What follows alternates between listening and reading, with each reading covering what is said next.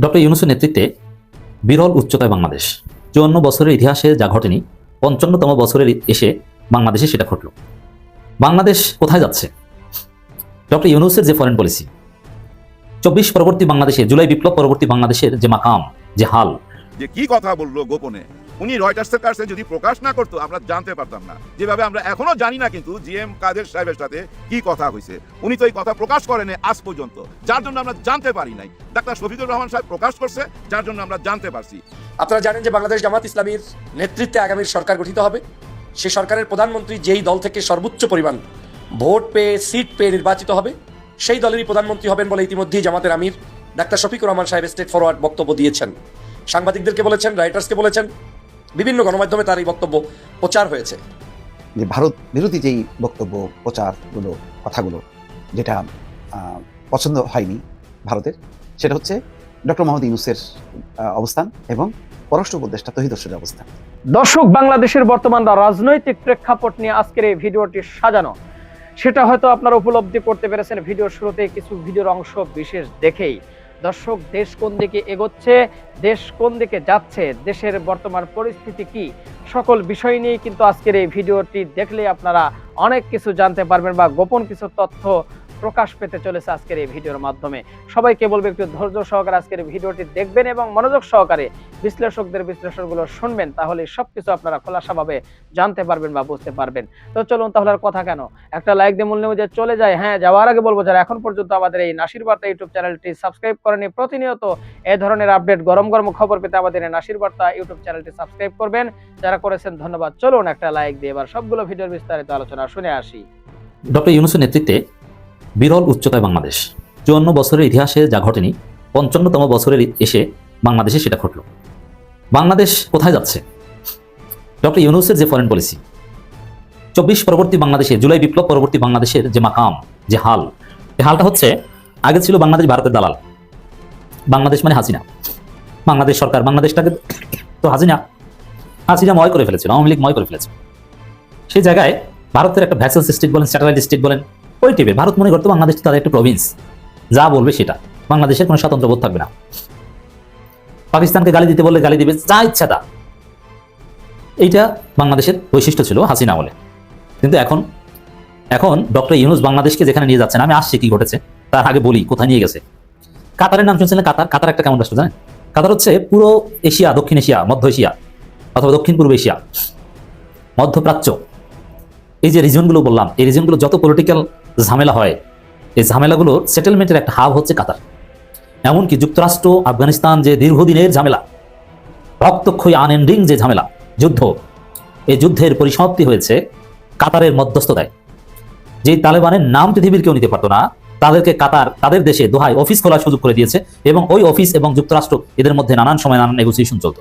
একটা পর্যায়ে এসে আফগানিস্তানে স্থিতিশীলতা এসেছে। এরকম পুরো এশিয়া, দক্ষিণ পূর্ব এশিয়া, দক্ষিণ এশিয়া, মধ্য এশিয়া, মধ্যপ্রাচ্যের বিভিন্ন সংকটের সমাধান কাতারে বসে হতো। এখন ওই কাতারের, দক্ষিণ এশিয়ার কাতার হবে বাংলাদেশ, দক্ষিণ এশিয়ার দোহা হবে ঢাকা। ইউনূস সেটা করছেন কি? বাংলাদেশ আত্মমর্যাদা নিয়ে দাঁড়াবে, বাংলাদেশ কারো কাছে মাথা নত করবে না, বাংলাদেশের ফরেন পলিসি হবে ব্যালেন্স। বাংলাদেশ পাকিস্তানের দিকেও ঝুঁকে পড়বে না, ভারতের দিকেও ঝুঁকে পড়বে না। পাকিস্তানের সাথে যথাযথ মর্যাদার সাথে সম্পর্ক থাকবে, ফ্লাইট থাকবে, ব্যবসা থাকবে। পাকিস্তানের জাহাজ বাংলাদেশে আসবে, বাংলাদেশের জাহাজ পাকিস্তানে যাবে।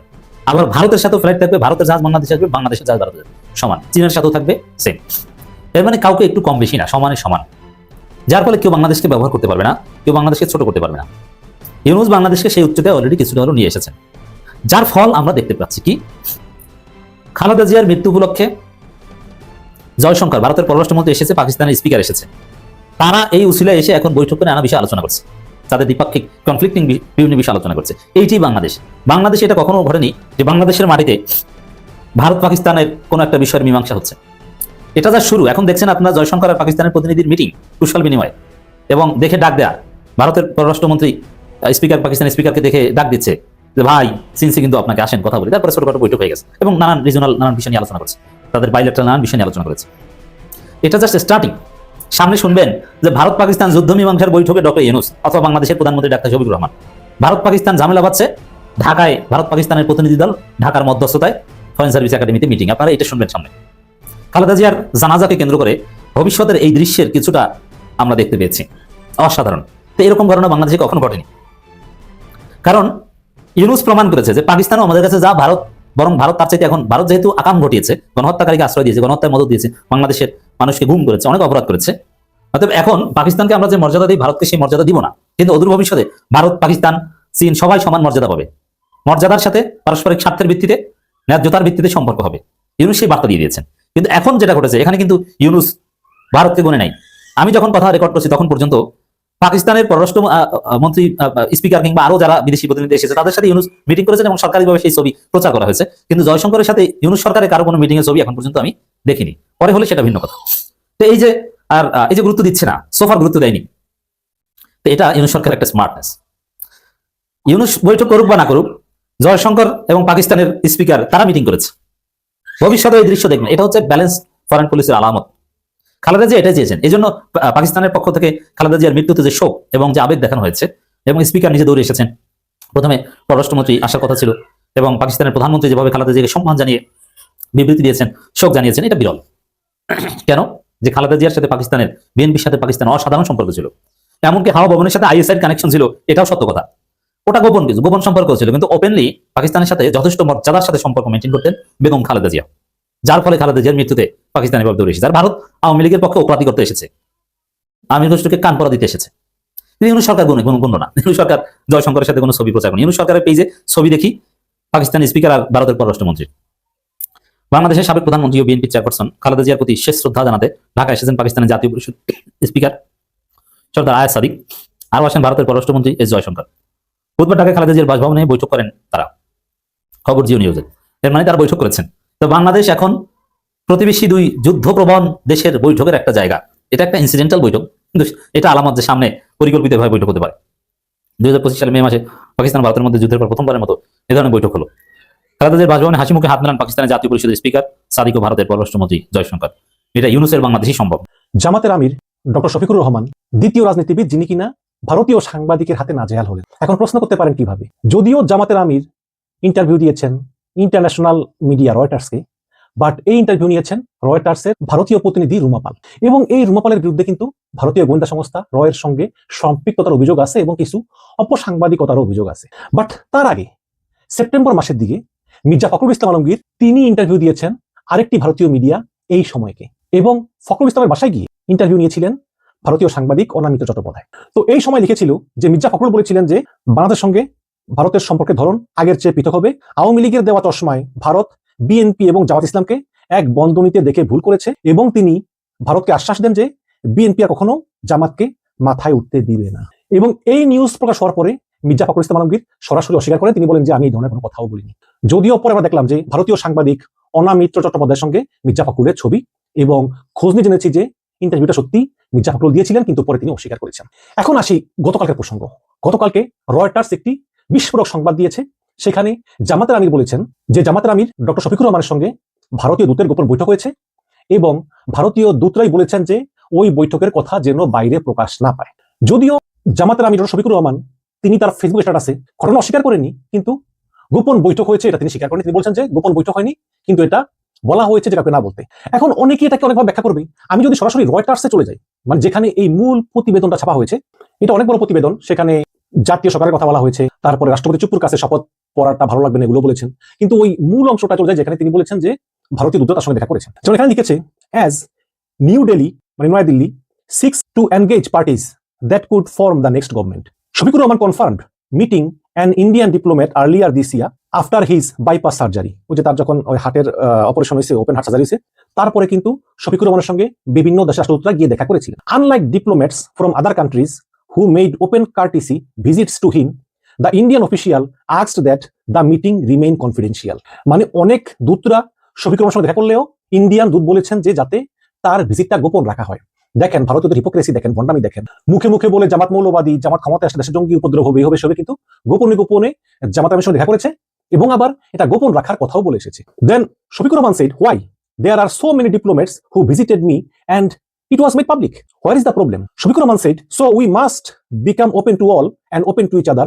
There is no alternative to develop our relationship. Indian Foreign Ministry did not immediately respond to a request for comments on Rahman's statement about the meeting or any request for it to be confidential. But one of the Indian sources confirmed that contact with various parties and Indian foreign minister visited Dhaka ইত্যাদি। তো শফিকুর রহমান বলেছেন যে এতে আমি একটু আশ্চর্য হয়েছি যে আমার কাছে দূতরা আসে দূতরা যায়, আমি নেতা যেহেতু আসতেই পারে, কিন্তু এটাকে গোপন রাখতে হবে কেন? আমরা ইন্ডিয়ার সঙ্গে ওপেন রিলেশনশিপ চাই, কোনো গোপন রিলেশনশিপ না, এটা তিনি বলেছেন। ঠিক আছে, কিন্তু কথা হচ্ছে যে তার বাইপাস সার্জারি হয়েছে ধারণা করি যে অগাস্ট মাসে। তো August, September, October, November, December এই 4-5 মাস তিনি এটাকে গোপন রেখেছিলেন। এখন কেন গোপন রেখেছিলেন? আর যদি গোপনই রাখবেন তাহলে এখন এটা বললেন কেন? এই যে জামাতের স্লোগান দিল্লি না ঢাকা, এখন তো দেখি সবই ফাঁকা। তো সমালোচনার মুখে ডক্টর শফিকুর রহমান একটি ফেসবুক স্ট্যাটাস দিয়েছেন। সেখানে তিনি লিখেছেন, আন্তর্জাতিক মিডিয়া রয়টার্সকে গতকাল দেওয়া এক সাক্ষাৎকারে রয়টার্সের একজন সাংবাদিক আমাকে জিজ্ঞেস করেন, ভারত যেহেতু আপনাদের প্রতিবেশী দেশ, তাদের সঙ্গে আপনাদের কোনো যোগাযোগ আছে কিনা, কিংবা কোনো কথাবার্তা বা বৈঠক হয় কিনা। আমি তখন বলেছিলাম, গত বছরের মাঝামাঝি সময়ে আমি অসুস্থ হওয়ার পর চিকিৎসা শেষে বাসায় ফিরি, তখন দেশ বিদেশের অনেকেই আমার সঙ্গে সাক্ষাৎ করতে আসেন। অন্যান্য দেশের সম্মানিত কূটনৈতিক বৃন্দ যেমন এসেছেন, তেমনি তখন ভারতেরও 2 জন কূটনীতিক আমাকে দেখতে আমার বাসায় এসেছিলেন। অন্যান্যদের মতো তাদের সঙ্গে আমার কথা হয়েছে। আমি তাদের সঙ্গে আলাপ আলোচনার সময় বলেছিলাম যে যত কূটনীতিক এখানে এসেছেন তাদের সকলের বিষয় আমরা পাবলিসিটি দিয়েছি, আপনাদের এই সাক্ষাৎও আমরা পাবলিসিটিতে দিয়ে যাই। তখন তারা আমাকে এটা না দেওয়ার জন্য অনুরোধ করেন। আমরা বলেছিলাম যে পরবর্তীতে যখনই আপনাদের সঙ্গে 2 দেশের স্বার্থ সংশ্লিষ্ট বিষয়ে বৈঠক হবে তখন তো অবশ্যই পাবলিসিটিতে যাবে, এখানে গোপনীয়তা কিছু নেই। কিন্তু আমি বিস্মিত যে আমাদের দেশি মিডিয়া ভারতের সঙ্গে জামাতের আমিরের গোপন বৈঠক হয়েছে বলে সংবাদ পরিবেশন করেছে। আমি এই ধরনের সংবাদের তীব্র নিন্দা জানাই এবং ভবিষ্যতে প্রকৃত বিষয় না জেনে এমন বিভ্রান্তিকর সংবাদ পরিবেশন করা থেকে বিরত থাকার জন্য সংশ্লিষ্টদের প্রতি আহ্বান জানাই। তো এই হচ্ছে জামাতের আমিরের বক্তব্য। তিনি গোপন বৈঠক হয়েছে অস্বীকার করেন। তিনি বলেছেন যে অনেক দূতরা আসছে, আমরা সাংবাদিকদেরকে বলেছি বা আমাদের মিডিয়া সেলকে বলেছি, কিন্তু ভারতীয় দূতদের বৈঠক আমরা বলিনি। এখন এই যে তিনি ভারতীয় দূতদের সঙ্গে দেখা কথা বলেননি, এটাই তো এক ধরনের গোপন না? কিন্তু পত্রিকা যখন লিখলো গোপন বৈঠক হয়েছে, তিনি আবার প্রতিবাদ করলেন, তাই না? এখন এটা কিন্তু কন্ট্রাডিক্টরি। আপনার সঙ্গে বৈঠক হচ্ছে 2 জন ভারতীয় দূতের, আপনি সেটা বলেননি, গোপন রেখেছেন। এখন আবার বলতেছেন যে তারা অনুরোধ করেছে। আচ্ছা, তারা অনুরোধ করুক বা আপনি নিজের ইচ্ছায় গোপন রেখেছেন, রেখেছেন তো, কিন্তু তিনি বলতেছেন তিনি গোপন বৈঠক করেন। দর্শক, বাংলাদেশের প্রতিটি রাজনৈতিক দলই বিভিন্ন দেশের দূতদের সঙ্গে গোপন বৈঠক করে থাকে। আওয়ামী লীগ বলেন, বিএনপি বলেন, জামাত বলেন, সবাই। সুতরাং জামাত এর ব্যতিক্রম না। এইরকম গোপন বৈঠক হয়, গোপন কথা হয়, যেগুলো মিডিয়া বা আমরা কখনোই জানি না। এবং গোপন কথা গোপন রাখতে হয়। কিন্তু প্রশ্ন হচ্ছে, জামাতের আমির ডক্টর শফিকুর রহমান হঠাৎ কেন এই গোপন বৈঠকের খবর পাবলিশ করে দিলেন, যেখানে তিনি জানেন যে জামাতের রাজনীতি হচ্ছে ভারত বিরোধী রাজনীতি। সেখানে যদি শফিকুর রহমান বলেন যে ভারতীয় দূতদের সঙ্গে আমার গোপনে দেখা হয়েছে, এটা নিয়ে বিতর্ক হবে। তাহলে জেনে শুনেও তিনি কেন এই কথা বললেন? এখন এখানে একটা বিষয় হচ্ছে কি, যে তিনি কিন্তু স্বেচ্ছায় এই কথাটা বলেন। এখানে দেখুন, শফিকুর রহমান কিন্তু স্বেচ্ছায় এই ভারতীয় দূতের কথা বলেননি। রয়টার সাংবাদিক রুমা পাল প্রশ্ন করেছিল যে আপনার সঙ্গে ভারতীয়দের যোগাযোগ হয় কিনা। উত্তরে তিনি বলেছেন যে একবার হয়েছে, গত বছরের আগস্ট মাসে, যখন আমার হার্টের বাইপাস সার্জারি হয়েছে, কিন্তু তারা গোপন রাখতে বলেছিল। তার মানে হচ্ছে যে তিনি প্রশ্ন করার পরিপ্রেক্ষিতে উত্তরটা দিয়েছেন, নিজে থেকে কিন্তু বলেননি। এবং জামাতের আমির আরেকটি বিষয় বলেছেন, অন্যান্য কূটনীতিকরা যখন সরাসরি দেখা করতে পারে, প্রকাশ্যে দেখা করতে পারে, সেখানে ভারতের দূতরা কেন গোপনে দেখা করবে? এবং তিনি আরো বলেছেন যে তিনি কোনো গোপন সম্পর্ক চান না, তিনি ভারতের সঙ্গে প্রকাশ্য সম্পর্ক চান। তার মানে হচ্ছে যে ভারতের সঙ্গে সম্পর্ক করতে জামাতের কোনো সমস্যা নাই। আরেকটা বিষয় হচ্ছে যে যেখানে ভারতীয় 2 কূটনীতিক শফিকুর রহমানকে এই বৈঠকের খবর বা এই সাক্ষাতের খবর গোপন রাখতে বলেছিলেন, সেখানে শফিকুর রহমান এটা প্রকাশ করে কিন্তু ভালো করেননি। এই খবর প্রকাশ করে দেওয়ায় কিন্তু শুধু ভারতীয়ই না, অন্য অনেক দেশের কূটনীতিকরা কিন্তু শফিকুর রহমানকে আর বিশ্বাস করবেন না। কারণ এই ধরনের কনফিডেন্সিয়াল বৈঠকগুলো আসলে কোন রাজনৈতিক দলই প্রকাশ করে না। প্রতিটি দলই কিন্তু গোপন বৈঠক করে কেউ প্রকাশ করে না। এখন শফিকুর রহমান যখন প্রকাশ করে দিলেন, তখন তার বিশ্বাসযোগ্যতা এবং ক্ষমতায় গেলে রাষ্ট্র পরিচালনার যে দক্ষতা, এটা কিন্তু প্রশ্নের মুখে পড়বে। তবে আমি ধারণা করি যে কোনো বড় কর্মকর্তা ছিলেন না, হয়তো রাষ্ট্রদূত বা দূতাবাসের কর্মকর্তা বা ভারত থেকে আসা কোনো ভারতীয় গোয়েন্দা সংস্থা রয়ের কর্মকর্তা তার সঙ্গে দেখা সাক্ষাৎ করেছেন। এর বাইরে খুব বড় কেউ দেখা করেননি। এখন সে কি প্রশ্ন, যে বিতর্ক হবে জেনেও জামাতের আমির কেন এই ভারতীয় কূটনীতিকদের সঙ্গে গোপন বৈঠকের কথা এই 4-5 মাস পরে ফাঁস করে দিলেন? আমি মনে করি এর পিছনে 2টার যে কোনো একটা কারণ থাকতে পারে। প্রথম কারণ হচ্ছে, ভারত কিন্তু মন থেকে চায় না যে জামাত ক্ষমতায় আসুক, যেটা হচ্ছে বাস্তবতা। তো যখন এই ভারতীয় কূটনীতিকরা গোপনে দেখা করেছেন শফিকুর রহমানের সঙ্গে, সেই এভিডেন্সটা কালেক্ট করে তারা দিয়েছেন ওই রুমা পালকে। এবং রুমা পাল ইন্টারভিউ নেওয়ার সময় এমন কিছু এভিডেন্স শো করেন যে জামাতের আমিরের আর অস্বীকার করার উপায় ছিল না যে আসলে তার সঙ্গে ভারতীয় কূটনীতিকদের গোপন বৈঠক হয়েছে। তার মানে হচ্ছে এই রুমা পাল এবং ভারতীয় গোয়েন্দা সংস্থা মিলে ইচ্ছা করেই শফিকুর রহমানকে ব্ল্যাকমেইল করেছেন। মানে শফিকুর রহমান এই ভারতীয় রয়ের পাতা ফাঁদে পা দিয়েছেন। এই গোপনের আকর্ষণে চারিদিকে আলোচনা, এবং এখানে একটা যুক্তি দাঁড় করাচ্ছে।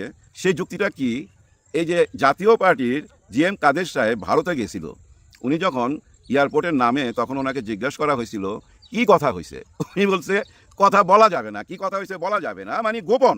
যার জন্য ওই কথাটা আজও আলোচনা হয়, আমার মনে হয় আগামীতেও আলোচনা হবে। ঠিক তেমনি এটার সাথে তুলনা কইরা যে জামাতের আমির সাহেব তাহলে কেন গোপন করলো, এখন দেখেন এখানে প্রশ্ন হচ্ছে জামাতের আমির সাহেব কি গোপন করতে চাইছে? জিএম কাদের সাহেব কিন্তু দেখা করতে গেছিল কার সাথে? ভারতের সঙ্গে, ওনাদের কূটনৈতিকদের সঙ্গে দেখা করে এয়ারপোর্টে নামছে। সাংবাদিকরা দাঁড়ায় ছিল কি আলাপ হইলো জানার জন্য, ওনাকে জিজ্ঞেস করছে। কিন্তু এখানে অসুস্থ মানুষকে দেখতে গেছিল, এবং কারা কারা গেছিল এগুলো প্রচার করার দায়িত্ব কাদের? নিশ্চয়ই আমাদের সাংবাদিকদের। আমাদের সাংবাদিকরা কেন এটা প্রচার করতে পারলো না? সবাইটা প্রচার করলো, গোপন থেকে গেল ভারতেরটা, এবং ওনারাও বললো না। ওনারা কি বলছে, এটা কিভাবে প্রকাশ পাইলো? এখন দেখেন এটা প্রকাশ পাইছে 31 তারিখ, মানে বছরের শেষ দিনে একটা ইন্টারভিউ আসছে রয়টার্স পত্রিকায়, এবং ওই পত্রিকায় অনেক আলাপ আলোচনা হয়েছে। ওই আলাপ আলোচনার মধ্যে বিদেশিদের সঙ্গে আপনাদের কেমন সম্পর্ক হবে, ভবিষ্যতে কেমন দেশ গঠন করতে চান যদি ক্ষমতায় আসেন। জামাতের আমির সাহেব বলছে যে আমরা যৌথভাবে একটা জাতীয় ঐক্য গঠন করতে চাই এবং ওইভাবেই দেশটা পরিচালনা করতে চাই সবাইকে নিয়ে। এই কথাবার্তার মধ্যে আবার ওই যে ভারতের কূটনৈতিকরা যে দেখা করছে গোপনে, সেই প্রশ্নটা চলে আসছে। এখন কথা হলো কি জানেন, দেখেন রয়টার্স যদি এই সাক্ষাৎকারটা না নিত, আর ওই সাক্ষাৎকারে যদি আমির সাহেব নিজে থেকে না বলতো, হ্যাঁ উনি নিশ্চয়ই বলছে, উনি গোপন করতে চায় নাই। গোপন করতে চাইলে তো গোপন করতোই। উনি নিজেই বইলা দিছে যে আমাদের সঙ্গে যারা যারা দেখা করছে সব আমরা ওপেনে করতে চাই, গোপনে কিছু রাখতে চাই না। 2 জন দেখা করছিল বা 1 জন দেখা করছিল ভারতের কূটনৈতিক আমার সঙ্গে, সেটাও আমি বলতে চাই, এবং ওইটা উনি প্রকাশ করছে বলেই তো আমরা জানতে পারছি। আর রয়টার্স যখনই প্রকাশ করলো তখনই বাংলাদেশের সমস্ত পত্রিকায় এটা হেডলাইন হয়ে চলে আসলো যে কি কথা বললো গোপনে। উনি রয়টার্সের কাছে যদি প্রকাশ না করতো আমরা জানতে পারতাম না, যেভাবে আমরা এখনো জানি না কিন্তু জিএম কাদের সাহেবের সাথে কি কথা হয়েছে। উনি তো এই কথা প্রকাশ করেন আজ পর্যন্ত, যার জন্য আমরা জানতে পারি নাই। ডাক্তার শফিকুর রহমান সাহেব প্রকাশ করছে, যার জন্য আমরা জানতে পারছি। এর মধ্যে দেখেন ওনাদের নিজেদের মধ্যে একটা গন্ডগোল লাগছে, এরকম একটা খবর চারিদিকে ছড়ায় গেছে। চরমনাই পীর সাহেব অনেক রকম প্রশ্ন তুলে ধরছে। চরমনাই পীর সাহেব ওনাদের সঙ্গে থাকবে না, কেন থাকবে না? এইটাও আবার দেখেন ওই একটা গোপন ব্যাপার।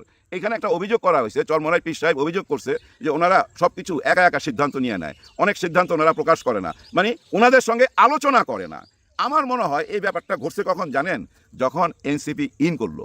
এনসিপি ইন করার আগ পর্যন্ত কিন্তু এই ধরনের আলোচনা আসে নাই। এনসিপি যখনই এখানে ইন করলো 30টা সিট পাইলো, আর চরমনাই পীর সাহেব বহুদিন যাবৎ, আমাদের বহুদিন বলতে এই 1.5 বছর যাবৎ জামাতে ইসলামের সঙ্গে, ওনার সিট কয়টা? 35টা। এখানে কি একটা বৈষম্য দেখা দিছে? এখানে কি তর্কের জন্ম দিল? হ্যাঁ, এখানেই তর্কের জন্ম দিছে যে আমরা আপনার জন্য কি না করছি। আপনার সঙ্গে এই যে জামাত ইসলাম সহকারে 8টা দল এবং একটি ভোটের বাক্স, ইসলামিক ভোটের বাক্স, একটি ভোটের বাক্সতে যে নিয়ে আসলাম, আমাদের কি অবদান ছিল না? নিশ্চয়ই আমাদের অবদান ছিল, এবং এটাই সত্যি কথা, চরমনাই পীর সাহেবের অবদান ছিল। আর ওই জায়গা থেকে একটা ক্ষোভ প্রকাশ করতেই পারে।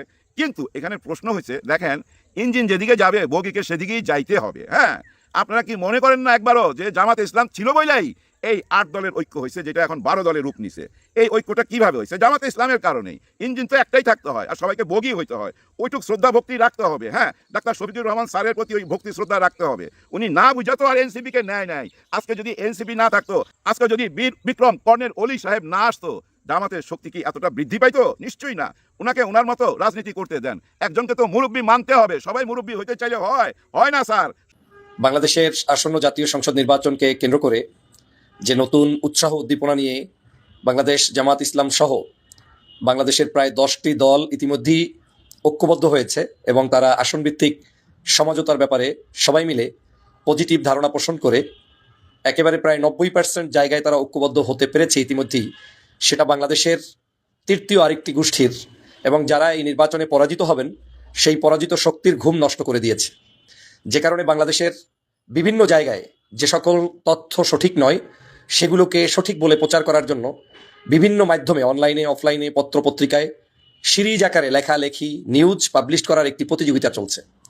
আদতে বাংলাদেশের, আমার আত্মবিশ্বাসের জায়গা থেকে আজকের বছরের শুরুর দিনে আপনাদেরকে স্পষ্ট করে বলতে চাই, বাংলাদেশে জামাত ইসলাম, চরমনাই সহ এনসিপি সহ অন্যান্য যে সকল রাজনৈতিক দল ইতিমধ্যেই ঐক্যবদ্ধ হওয়ার ব্যাপারে পজিটিভ ধারণা পোষণ করে তারা তাদের কাজ চালাচ্ছেন। এই জোট কিংবা সমঝোতা ভেঙে যাওয়ার জোট নয়, ভেঙে যাওয়ার সমঝোতা নয়। এটা থাকবে, এখানে আলোচনা হবে, সমালোচনা হবে, পাওয়া না পাওয়ার অনেক গল্প শোনা যাবে, কথা থাকবে, প্রত্যেকেই তার জায়গা থেকে দলীয় স্টেটমেন্ট তারা বর্ণনা করবেন। কিন্তু এন্ড অফ দ্য ডেতে 300 আসনে এই সমঝোতার ভিত্তিতেই নির্বাচন হবে, এটাই আমার আত্মবিশ্বাস বলে।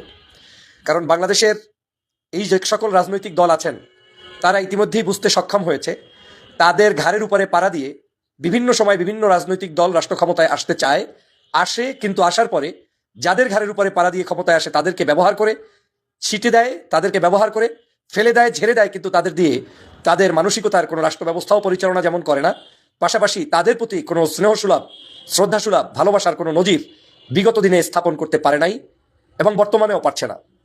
আপনারা জানেন যে বাংলাদেশ জামাত ইসলামীর নেতৃত্বে আগামীর সরকার গঠিত হবে। সে সরকারের প্রধানমন্ত্রী যেই দল থেকে সর্বোচ্চ পরিমাণ ভোট পেয়ে, সিট পেয়ে নির্বাচিত হবে, সেই দলেরই প্রধানমন্ত্রী হবেন বলে ইতিমধ্যেই জামাতের আমির ডাক্তার শফিকুর রহমান সাহেব স্ট্রেট ফরওয়ার্ড বক্তব্য দিয়েছেন। সাংবাদিকদেরকে বলেছেন, রাইটার্সকে বলেছেন, বিভিন্ন গণমাধ্যমে তার এই বক্তব্য প্রচার হয়েছে। বাংলাদেশে আপনারা জানেন যে বিশেষ করে ইসলামপন্থী যে রাজনৈতিক দলগুলো, জামাতে ইসলাম, চরমনায়ের পীরের ইসলামী আন্দোলন সহ আরও কয়েকটি, আল্লামা মামুনুর সাহেবের দল সহ প্রায় যে 8টি দল ইতিমধ্যেই কাজ করেছে, এই 8টি দল কিন্তু একটা জায়গায় সমন্বয় করেছে স্পষ্ট। সেটা হচ্ছে যে যেখানে সর্বোচ্চ জনপ্রিয় সে আমার দলের না আর একজনের দলের, এটা বিবেচনায় নেওয়া হবে না। নেওয়া হবে সিট কনফার্ম করতে হবে, এমপি কনফার্ম করতে হবে, যে ওই আসনে তুলনাবোধক ওই ব্যক্তি বেশি ভোট পেয়ে নির্বাচিত হতে পারেন, তারাই কিন্তু নমিনেশন পাবেন। অতএব এই অবস্থা যদি বিরাজ থাকে, তাহলে সেখানে কে কয়টা আসন পাবে সেই আসনের ভিত্তিতে আলোচনার বিষয়টা কিন্তু থাকবে না।